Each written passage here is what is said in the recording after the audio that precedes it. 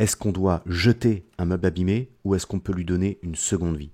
C'est ce qu'on va voir dans cette nouvelle vidéo. Aujourd'hui, je vais te montrer comment j'ai sauvé un meuble de salle de bain que beaucoup auraient mis à la poubelle. La technique que je vais te montrer fonctionne pour tout type de meuble.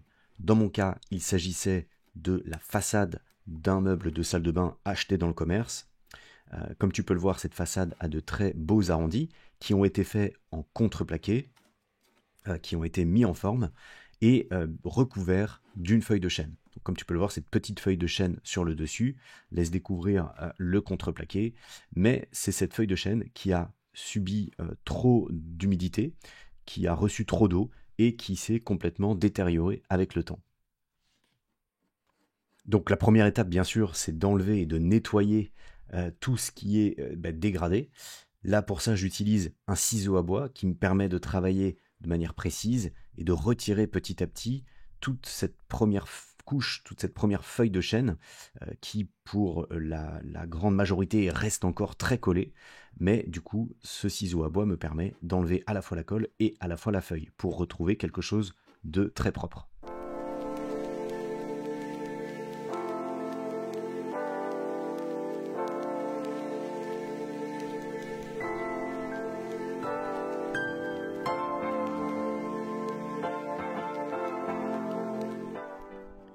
Je vais aussi en profiter pour poncer toute la face et redonner un coup de propre et un produit imperméabilisant pour encore donner plus de durée de vie à ce meuble. Donc pour ça, j'ai des tout petits tampons que j'enlève qui vont me permettre de découvrir les vis qui tiennent en fait la poignée et je vais retirer la poignée pour avoir accès à toute la surface du meuble.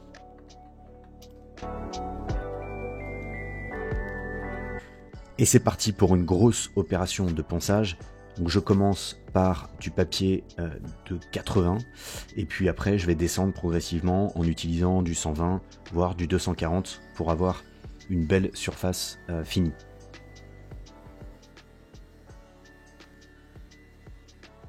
Bon, le ponçage, on va pas se le cacher, c'est pas ma partie préférée, mais il faut reconnaître qu'une fois que c'est terminé, on est quand même plutôt satisfait généralement du résultat. Et là, on voit bien que j'ai enlevé une grosse couche de vernis d'origine sur le meuble. Et on va pouvoir remettre ça beaucoup plus propre. On va passer à une partie beaucoup plus intéressante, où là, on va coller la feuille de chêne justement sur la partie que j'ai nettoyée au tout début de la vidéo. Donc pour ça, je prends les dimensions dont j'ai besoin et j'ai commandé donc une grande feuille de chêne sur un site qui s'appelle Feuille de Bois et qui propose soit des feuilles auto-adhésives, soit des feuilles simples où tu dois toi-même appliquer la colle. Donc ici, il s'agit d'une feuille auto-adhésive. Honnêtement, c'est un peu plus simple à mettre en place. Et par contre, ces feuilles sont vraiment très faciles à travailler. Donc tu peux les découper vraiment presque comme une feuille de papier. Tu traces la matière dont tu as besoin, tu la découpes tout simplement au cutter. Et puis tu vas pouvoir la coller très facilement sur ton meuble. Donc j'aurais même pu refaire la façade complète du meuble. Bon, ici j'ai estimé que c'était pas forcément nécessaire parce qu'elle était encore vraiment en bon état.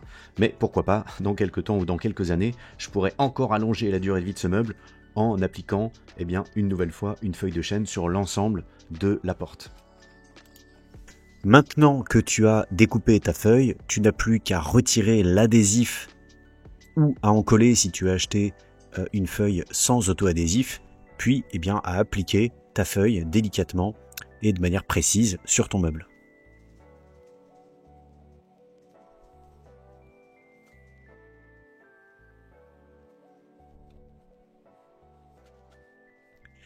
Ensuite, je vais retourner le meuble pour que ce soit plus facile de découper l'excédent de matière.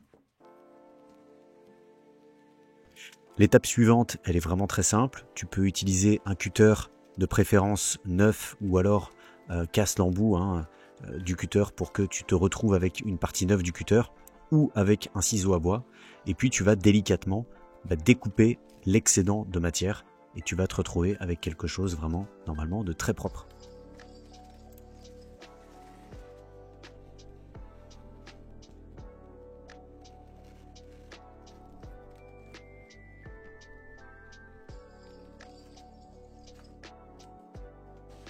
une fois que tu as terminé de détourer l'ensemble de la feuille, tu peux retourner à nouveau ton meuble pour passer à la dernière étape, l'étape de finition avec du papier à poncer.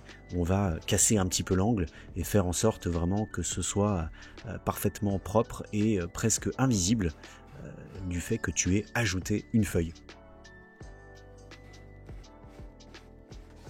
Et puis bien sûr, si tu le souhaites et c'est même conseillé, tu peux appliquer un produit de finition ou un saturateur pour empêcher justement l'humidité d'aller à nouveau détériorer la matière noble qui est le bois.